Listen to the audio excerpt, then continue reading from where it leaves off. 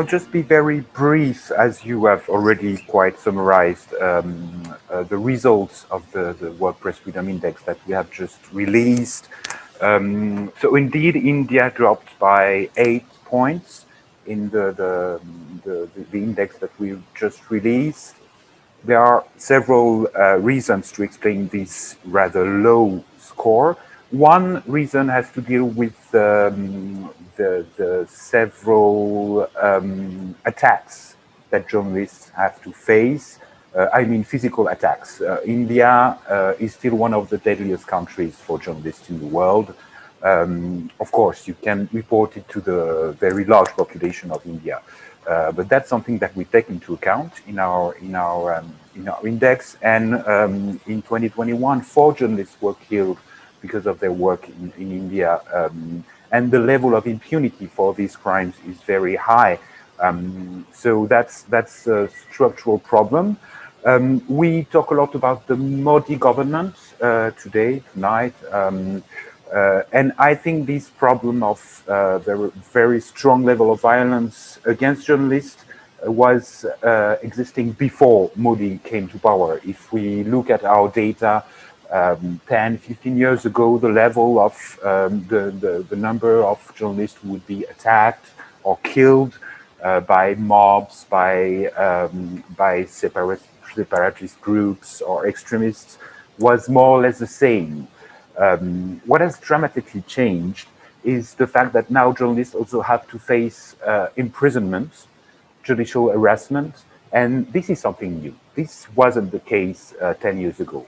So this is what explains the fact that, let's say, since 2014, 2015 onwards, India has been slowly dropping down in the WordPress Freedom Index. Now, from 2021 to 2022, the drop is stronger, is more dramatic. It's 8 points. I must say that this has to deal with the fact that we updated our methodology this year, so there can be a bias. In our updated methodology, we can have a better understanding of the level of censorship and self-censorship among the media. And I think that played a major role in the fact that India dropped by 8 points this year. Because it's true that there is kind of, what Narendra Modi experienced in Gujarat back in the 20s, when he was chief minister of Gujarat, is a kind of model where there is a very strong link between economic power and political power. And this has been quite reproduced at the national level after Prime Minister Modi came to power.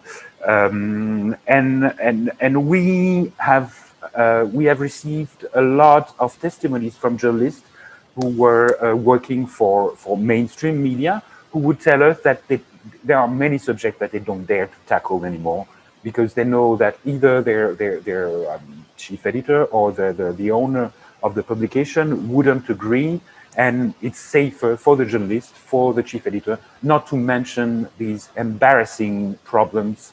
I mean, in terms of embarrassing for the government or for the ruling elite, more or less. So I think that's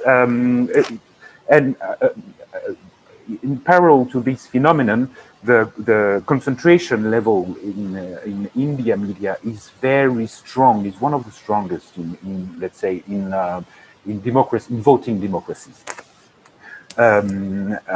Just to give you a number, I think, the 4 main Delhis in India have concentrate like 3/4 of the readership in India. So you have like 3 to 4 dailies who just give the narrative. And the narrative is very influenced by the government narrative. And I think that's something that we managed to measure better this year. And this is one of the reasons why we see that India has dropped 8 points in this year index. Just say a few words, because we started talking about the WordPress Freedom Index and India's position in this index. As you may know, 2 years ago, the government in India was very unhappy with all the rankings of India in the world. And so they created what they called the Press Freedom Index Monitoring Cell, which was a commission of 15 people. Most of them were just government officials. There were 2 journalists who were very unhappy on the way this commission worked. And actually, I had one working session with the Ministry of Information and Broadcasting. And what happened in the end is that this monitoring cell's goal was just to lobby us, to be nice with us, so that we would give a better ranking to India. But when we try to say that no, the problem is that you have to tackle the problems very concretely, they said no, you are having a Western bias. Whereas we use Indian people Indian journalists and experts to create our index. So that gives you a way, an insight about how the government sees press freedom and tries to actually manipulate data. Another aspect, I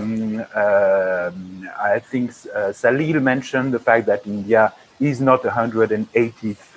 Is not at the last point in the index, and fortunately for India, there are countries like North Korea or China. But I used to work as a correspondent in China. I worked there for 6 years before Xi Jinping, so it was a different China. However, when I talk with journalists who are basically Kashmiri journalists who describe the way they have to work, it really reminds me the situation in Tibet. And this is really, really frightening. And nobody wants to see India becoming a very strong dictatorship like China. But smoothly, slightly, the situation is becoming more or less the same in some aspects. So I think that's, I just want to not to be alarming, but I think that's important to keep that in mind, that the frontier between democracy, elective regime, and dictatorship is very small, and we have to be very careful with that.